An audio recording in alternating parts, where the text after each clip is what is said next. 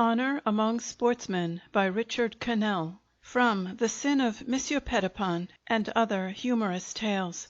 Recorded for Love Stories, Volume 5 by Rita Boutros.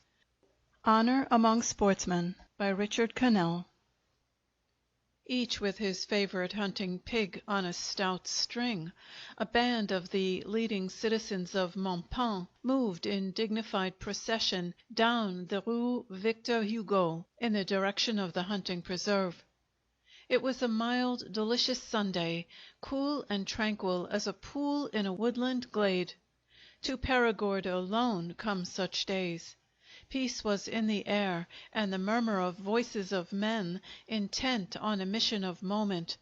The men of Montpan were going forth to hunt truffles.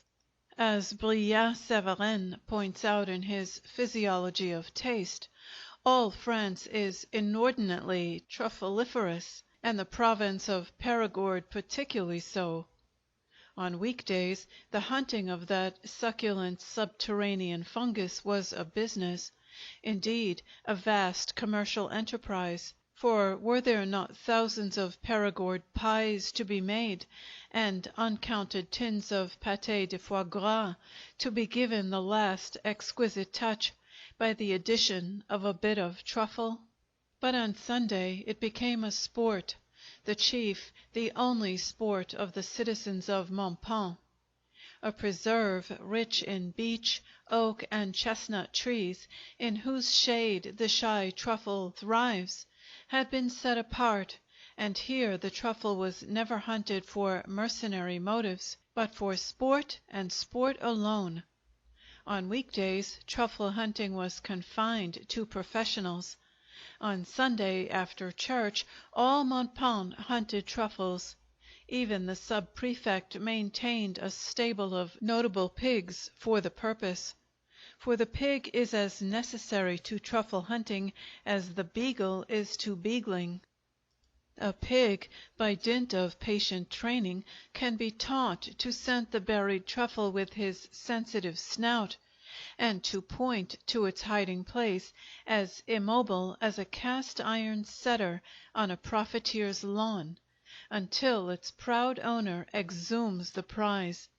An experienced pointing pig, with a creditable record, brings an enormous price in the markets of Montpan. At the head of the procession that kindly Sunday marched Monsieur Bontecu and Monsieur Pantin, with the decisive but leisurely tread of men of affairs.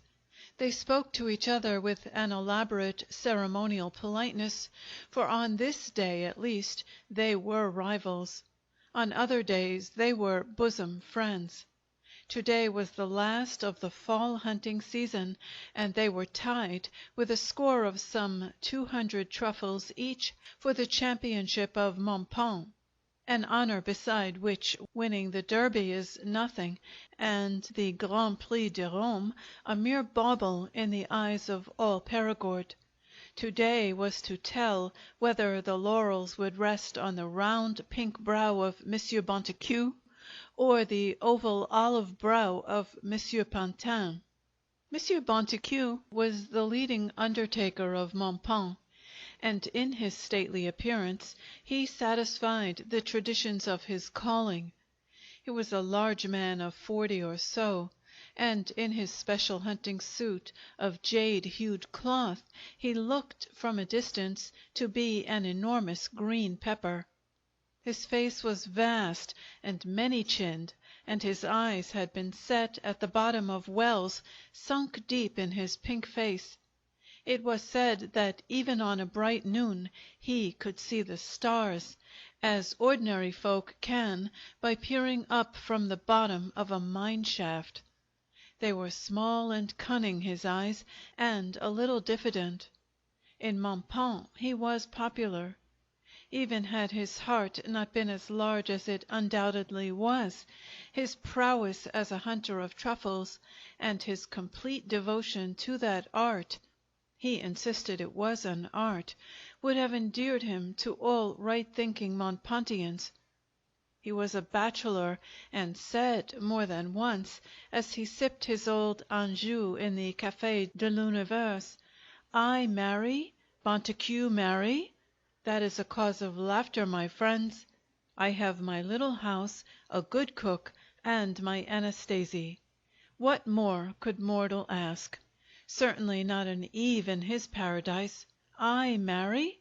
I be dad to a collection of squealing, wiggling cabbages? I laugh at the idea. Anastasie was his pig, a prodigy at detecting truffles, and his most priceless treasure. He once said at a truffle hunter's dinner, "I have but two passions, my comrades, the pursuit of the truffle and the flight from the female." Monsieur Pantin had applauded this sentiment heartily. He, too, was a bachelor. He combined lucratively the offices of town veterinarian and apothecary, and had written an authoritative book, The Science of Truffle Hunting. To him it was a science, the first of sciences. He was a fierce-looking little man, with bellicose eyes and bristling mustachio, and quick, nervous hands that always seemed to be rolling endless thousands of pills. He was given to fits of temper, but that is rather expected of a man in the south of France. His devotion to his pig, Clotilde, atoned in the eyes of Montpan for a slightly irascible nature. The party by now had reached the hunting preserve, and with eager, serious faces they lengthened the leashes on their pigs and urged them to their task.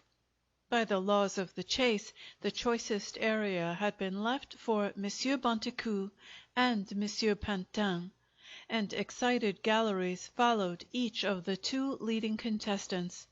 Bets were freely made. In a scant 9 minutes by the watch, Anastasie was seen to freeze and point.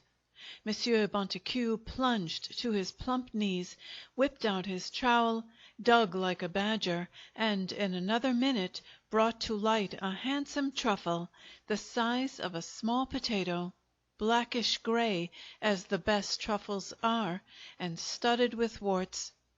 With a gesture of triumph he exhibited it to the umpire and popped it into his bag. He rewarded Anastasie with a bit of cheese and urged her to new conquests. But a few seconds later Monsieur Pantin gave a short hop, skip, and jump, and all eyes were fastened on Clotilde, who had grown motionless save for the tip of her snout, which quivered gently. Monsieur Pantin dug feverishly and soon brandished aloft a well-developed truffle. So the battle waged. At one time, by a series of successes, Monsieur Bonteque was 3 up on his rival, but Clotilde, by a bit of brilliant work beneath a chestnut tree, brought to light a nest of 4 truffles and sent the Pantin colors to the van. The sun was setting, time was nearly up. The other hunters had long since stopped and were clustered about the 2 chief contestants, who, pale but collected, bent all their skill to the hunt. Practically every square inch of ground had been covered.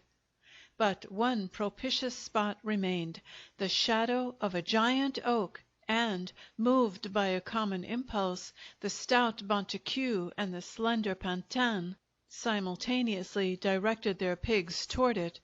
But a little minute of time now remained. The gallery held its breath. Then a great shout made the leaves shake and rustle. Like 2 perfectly synchronized machines, Anastasie and Clotilde had frozen and were pointing. They were pointing to the same spot. Monsieur Pantin, more active than his rival, had darted to his knees, his trowel poised for action. But a large hand was laid on his shoulder politely, and the silky voice of Monsieur Bonteque said, "If Monsieur will pardon me, may I have the honor of informing him that this is my find?" Monsieur Pantin, trowel in mid-air, bowed as best a kneeling man can. "I trust," he said coolly, "that monsieur will not consider it an impertinence if I continue to dig up what my Clotilde has, beyond peradventure, discovered. And I hope monsieur will not take it amiss if I suggest that he step out of the light, as his shadow is not exactly that of a sapling." Monsieur Bonteque was trembling, but controlled. With profoundest respect, he said from deep in his chest, "I beg to be allowed to inform monsieur that he is, if I may say so, in error. I must ask monsieur, as a sportsman, to step back and permit me to take what is justly mine." Monsieur Pantin's face was terrible to see, but his voice was icily formal. "I regret," he said, "that I cannot admit monsieur's contention. In the name of sport and his own honor, I call upon monsieur to retire from his position." "That," said Monsieur Bonteque, "I will never do." They both turned faces of appeal to the umpire. That official was bewildered. "It is not in the rules, monsieur," he got out confusedly. "In my 40 years as an umpire such a thing has not happened. It is a matter to be settled between you personally." As he said the words, Monsieur Pantin commenced to dig furiously. Monsieur Bonteque dropped to his knees and also dug, like some great green panic-stricken beaver. Mounds of dirt flew up. At the same second they spied the truffle, a monster of its tribe. At the same second the plump fingers of Monsieur Bonteque and the thin fingers of Monsieur Pantin closed on it. Cries of dismay rose from the gallery. "It is the largest of truffles," called voices. "Don't break it. Broken ones don't count." But it was too late. Monsieur Bonteque tugged violently, as violently tugged Monsieur Pantin. The truffle, indeed a giant of its species, burst asunder. The two men stood, each with his half, each glaring. "I trust," said Monsieur Bonteque in his hollowest death-room voice, "that monsieur is satisfied. I have my opinion of monsieur as a sportsman, a gentleman, and a Frenchman." "For my part," returned Monsieur Pantin with rising passion, "it is impossible for me to consider monsieur as any of the three." "What's that you say?" cried Monsieur Bonteque, his big face suddenly flamingly red. "Monsieur, in addition to the defects in his sense of honor, is not also deficient in his sense of hearing," returned the smoldering Pantin. "Monsieur is insulting. That is his hope." Monsieur Bonteque was aflame with a great seething wrath, but he had sufficient control of his sense of insult to jerk at the leash of Anastasie and say, in a tone all Mentone could hear: "Come, Anastasie, I once did Monsieur Pantin the honor of considering him your equal. I must revise my estimate. He is not your sort of pig at all."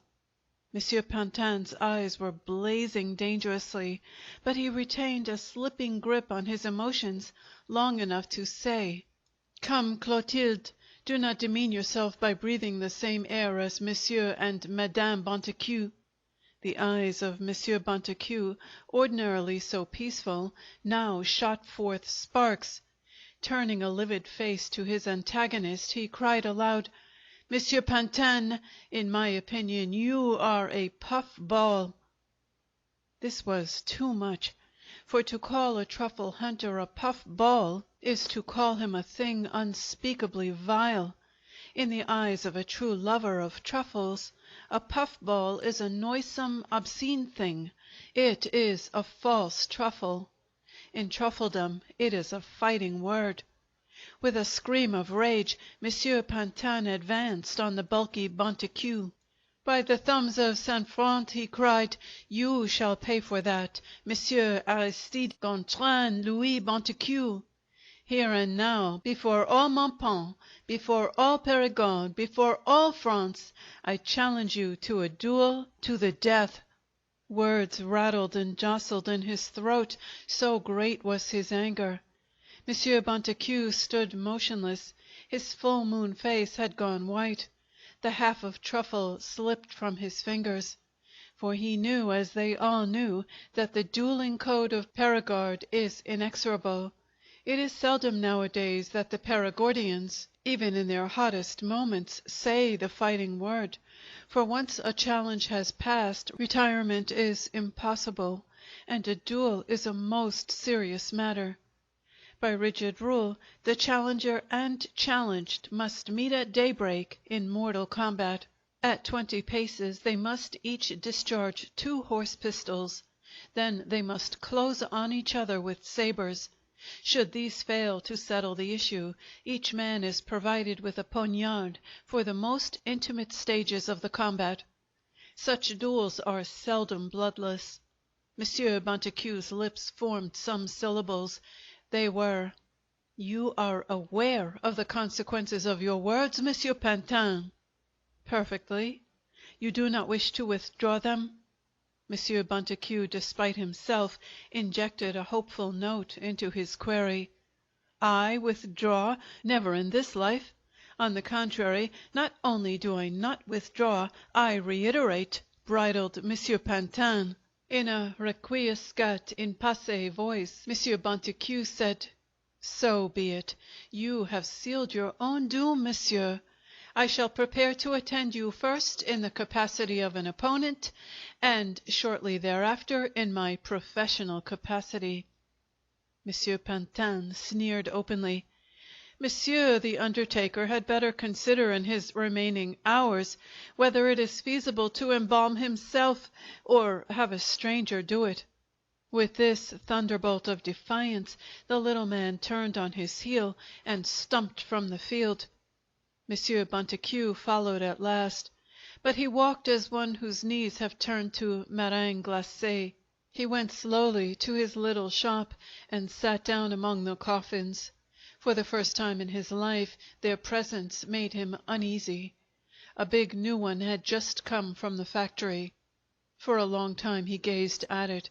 Then he surveyed his own full-blown physique with a measuring eye. He shuddered. The light fell on the silver plate on the lid, and his eyes seemed to see engraved there: Monsieur Aristide Gontran Louis Bonteque died in the 41st year of his life on the field of honor.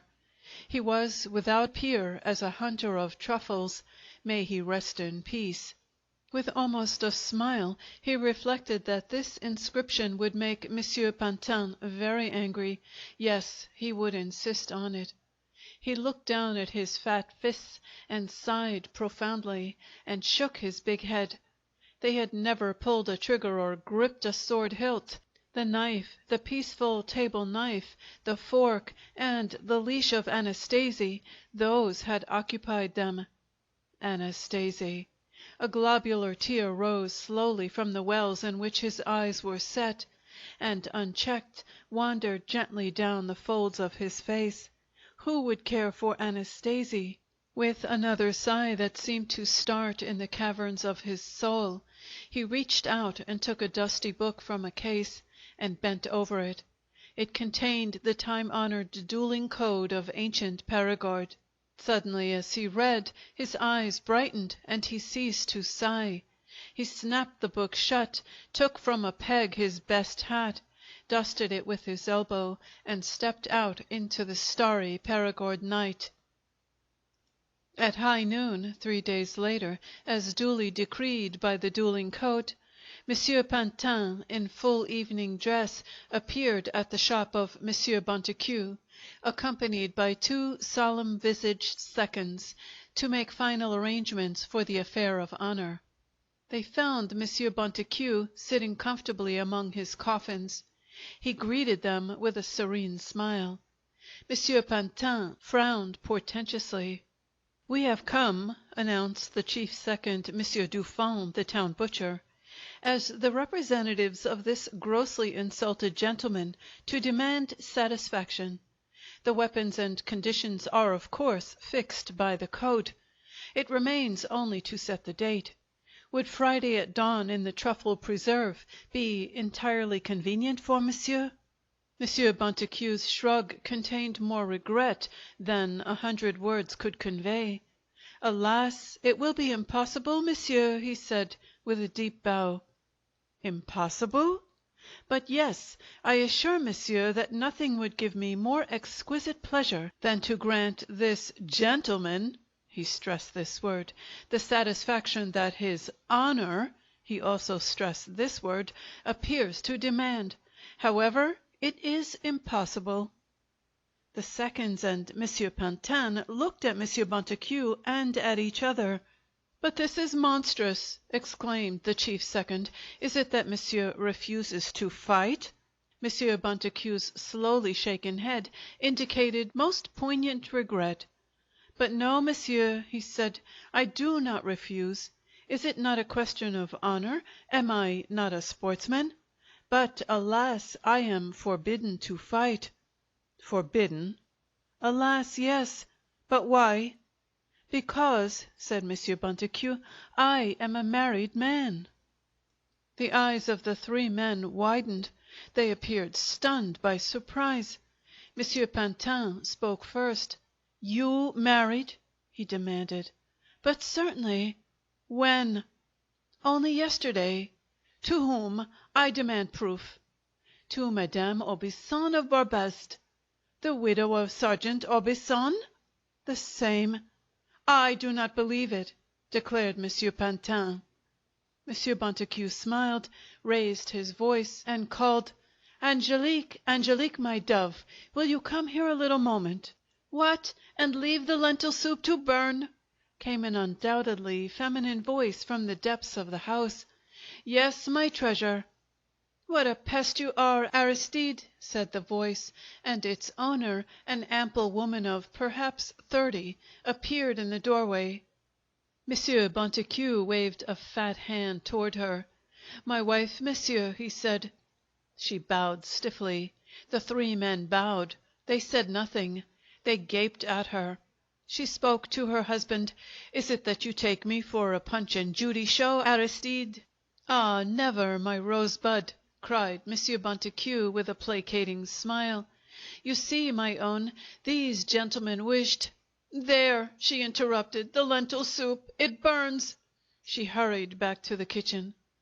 The three men, Monsieur Pantin and his seconds, consulted together. "Beyond question," said Monsieur Dufond, "Monsieur Bontecue cannot accept the challenge. He is married. You are not. The code says plainly, opponents must be on terms of absolute equality in family responsibility. Thus, a single man cannot fight a married one, and so forth. See, here it is in black and white." Monsieur Pantin was boiling as he faced the calm Bontecue. "To think," stormed the little man, "that truffles may be hunted, yes, even eaten by such a man! I see through you, monsieur. But think not that a Pantin can be flouted. I have my opinion of you, monsieur the undertaker." Monsieur Bontecue shrugged. "Your opinions do not interest me," he said, "and only my devotion to the cause of free speech makes me concede that you are entitled to an opinion at all. Good morning, monsieur, good morning." He bowed them down a lane of caskets and out into the afternoon sunshine. The face of Monsieur Pantin was black. Time went by in Perigord. Other truffle hunting seasons came and went, but Messieurs Bontecue and Pantin entered no more competitions. They hunted, of course, the one with Anastasie, the other with Clotilde, but they hunted in solitary state and studiously avoided each other. Then one day Monsieur Pantin's hairy countenance, stern and determined, appeared like a genie at the door of Monsieur Bontecue's shop. The rivals exchanged profound bows. "I have the honor," said Monsieur Pantin in his most formal manner, "to announce to monsieur that the impediment to our meeting on the field of honor has been at last removed, and that I am now in a position to send my seconds to him to arrange that meeting. May they call tomorrow at high noon?" I do not understand, said Monsieur Bontecue, arching his eyebrows. I am still married. I, too, said Monsieur Pantin with a grim smile, am married. You, Pantin? Monsieur jests. If Monsieur will look in the newspaper of today, said Monsieur Pantin dryly, he will see an announcement of my marriage yesterday to Madame Marcelet of Perjus. There was astonishment and alarm in the face of the undertaker. Then reverie seemed to wrap him round. The scurrying of footsteps, the bumble of voices in the rooms over the shop aroused him. His face was tranquil again as he spoke. "Will Monsieur and his seconds do me the honor of calling on me day after tomorrow?" he asked. "As you wish," replied Monsieur Pantin, a gleam of satisfaction in his eye. Punctual to the second, Monsieur Pantin and his friends presented themselves at the shop of Monsieur Bontecue. His face, they observed, was first worried, then smiling, then worried again. "Will tomorrow at dawn be convenient for Monsieur?" inquired the butcher Dufond. Monsieur Bontecue gestured regret with his shoulders and said, "I am desolate with chagrin, Monsieur, believe me, but it is impossible." "Impossible? It cannot be!" cried Monsieur Pantin. "Monsieur has one wife, I have one wife. Our responsibilities are equal. Is it that Monsieur is prepared to swallow his word of insult?" "Never!" declared Monsieur Bontecue. "I yearn to encounter Monsieur in mortal combat. But alas! it is not I, but nature that intervenes. I have only this morning become a father, Monsieur." As if in confirmation, there came from the room above the treble wail of a new infant. "Behold!" exclaimed Monsieur Bontecue with a wave of his hand. Monsieur Pantin's face was purple. "This is too much!" he raged. "But wait, Monsieur, but wait!" He clapped his high hat on his head and stamped out of the shop. Truffles were hunted, and the days flowed by, and Monsieur Pantin and his seconds one high noon again called upon Monsieur Bontecue, who greeted them urbanely, albeit he appeared to have lost weight, and tiny worry wrinkles were visible in his face. "Monsieur," began the chief second, "may I have the honor—" "I'll speak for myself," interrupted Monsieur Pantin. "With my own voice I wish to inform Monsieur that nothing can now prevent our meeting at dawn tomorrow. Today, Monsieur the undertaker, I, too, became a father." The news seemed to interest but not to stagger Monsieur Bontecue. His smile was sad as he said, "You are too late, Monsieur the apothecary and veterinarian. 2 days ago I also became a father again."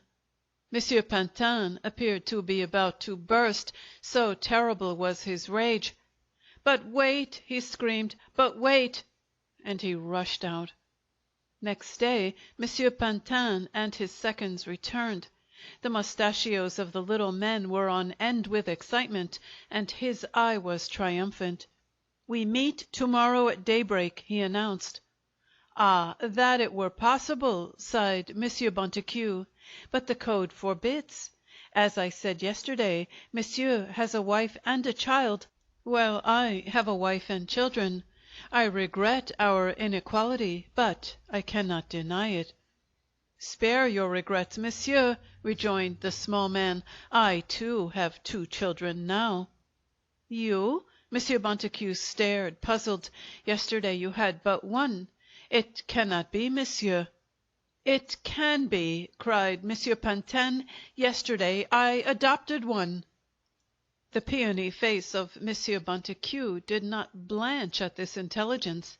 Again he smiled with an infinite sadness. "I appreciate," he said, "Monsieur Pantin's courtesy in affording me this opportunity, but, alas! he has not been in possession of the facts. By an almost unpardonable oversight I neglected to inform Monsieur that I had become the father not of 1 child, but of 2. Twins, Monsieur. Would you care to inspect them?" Monsieur Pantin's face was contorted with a wrath shocking to witness. He bit his lip, he clenched his fist. "The end is not yet!" he shouted. "No, no, monsieur! By the thumbs of Saint Front, I shall adopt another child!" At high noon next day, 3 men in grave parade went down the Rue Victor Hugo and entered the shop of Monsieur Bontequieu. Monsieur Pantin spoke. "The adoption has been made," he announced. "Here are the papers. I, too, have a wife and 3 children. Shall we meet at dawn tomorrow?" Monsieur Bontequieu looked up from his account books with a rueful smile. "Ah, if it could be!" he said. "But it cannot be." "It cannot be?" echoed Monsieur Pantin. "No," said Monsieur Bontequieu sadly. "Last night my aged father-in-law came to live with me. He is a new and weighty responsibility, monsieur." Monsieur Pantin appeared numbed for a moment. Then, with a glare of concentrated fury, he rasped, "I, too, have an aged father-in-law." He slammed the shop door after him. That night, when Monsieur Bontequieu went to the immaculate little sty back of his shop to see if the pride of his heart, Anastasie, was comfortable, to chat with her a moment, and to present her with a morsel of truffle to keep up her interest in the chase, he found her lying on her side, moaning faintly. Between moans she breathed with a labored wheeze, and in her gentle blue eyes stood the tears of suffering. She looked up feebly, piteously at Monsieur Bontequieu. With a cry of horror and alarm he bent over her. "Anastasie, my Anastasie, what is it? What ails my brave one?" She grunted softly, short, stifled grunts of anguish.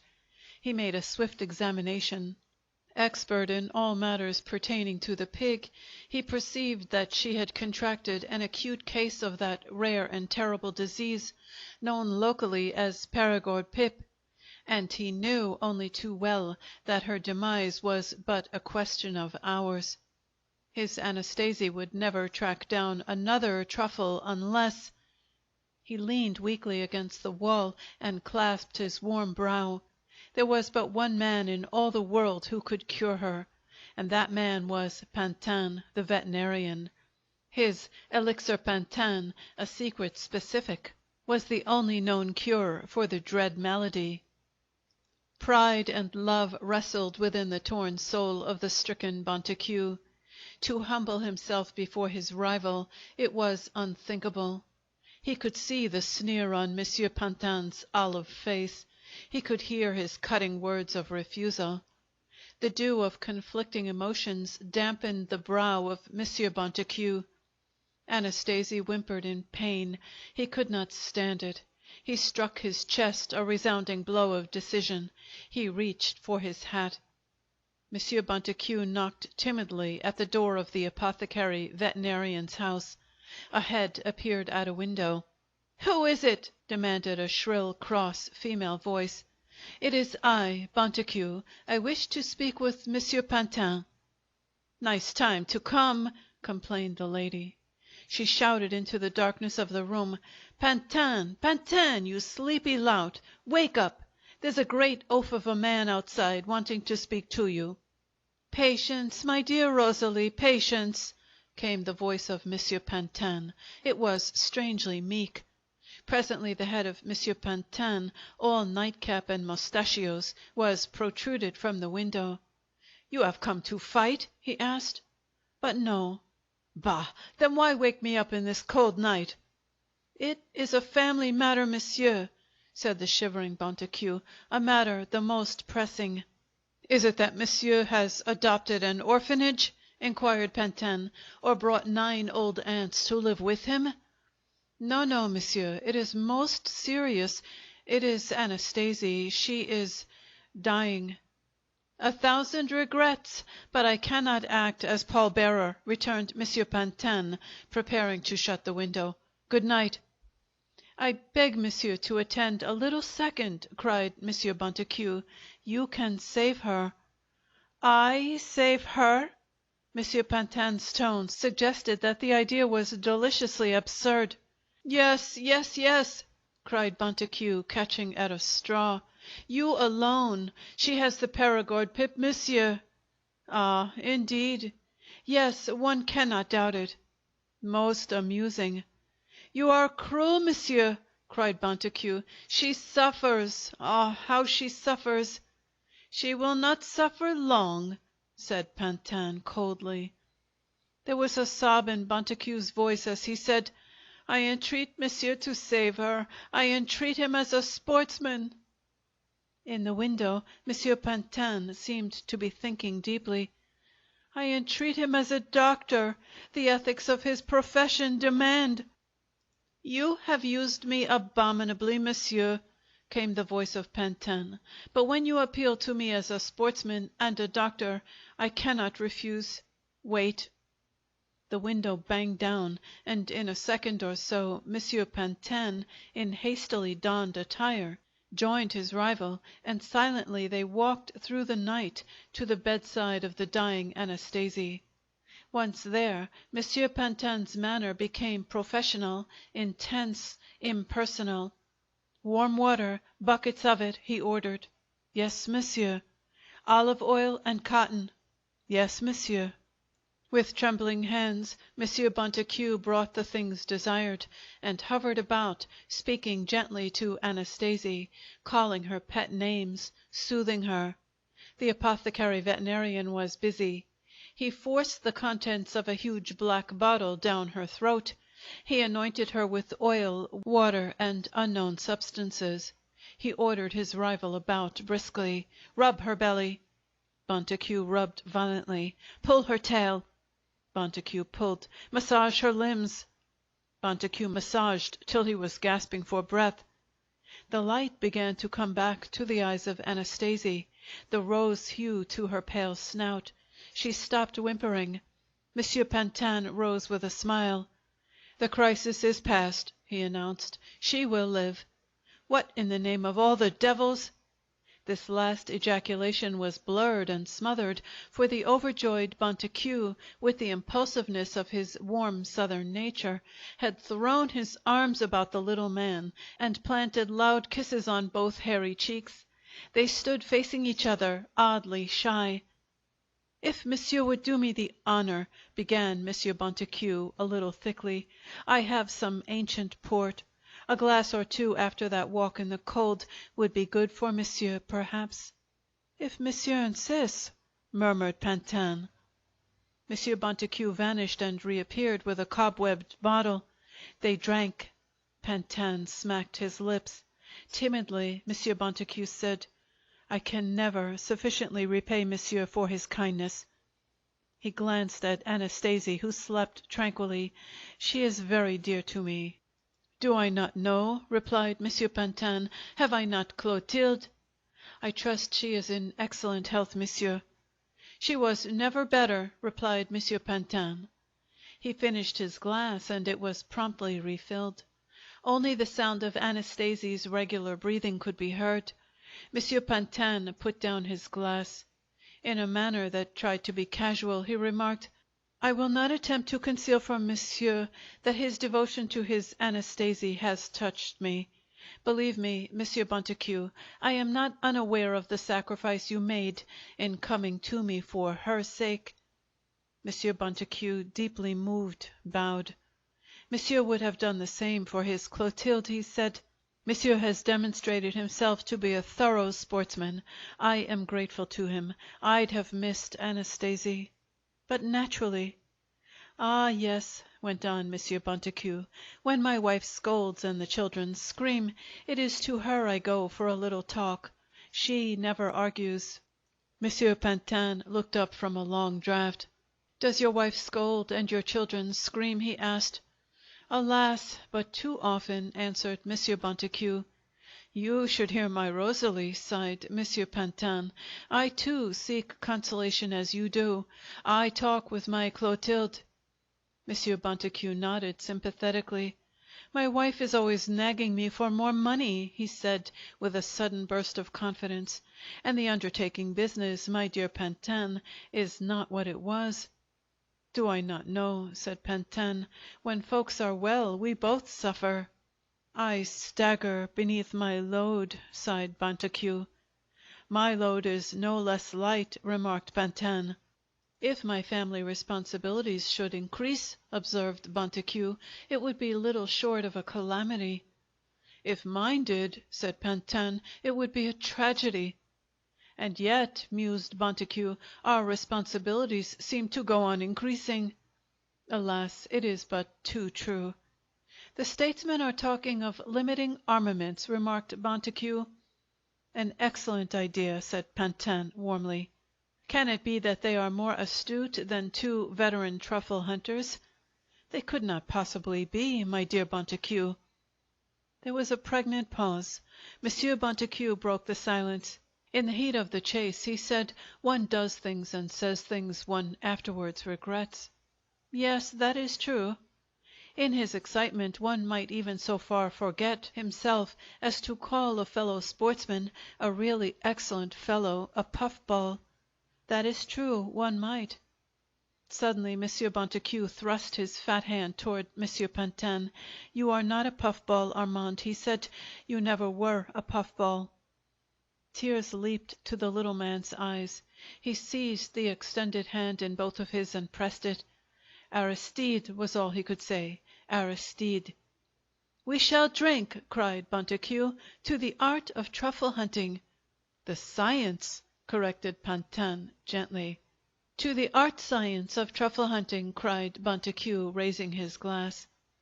The moon smiled down on Perigord. On the ancient twisted streets of Montpon it smiled with particular brightness. Down the Rue Victor Hugo, in the middle of the street, went two men, a very stout big man and a very thin little man, arm in arm, and singing for all Montpon and all the world to hear a snatch of an old song from some forgotten revue. Oh, Gabby, darling Gabby, bam, bam, bam, why don't you come to me, bam, bam, bam, and jump in the arms of your own true love while the wind blows chilly and cold, bam, bam, bam. End of Honor Among Sportsmen by Richard Connell.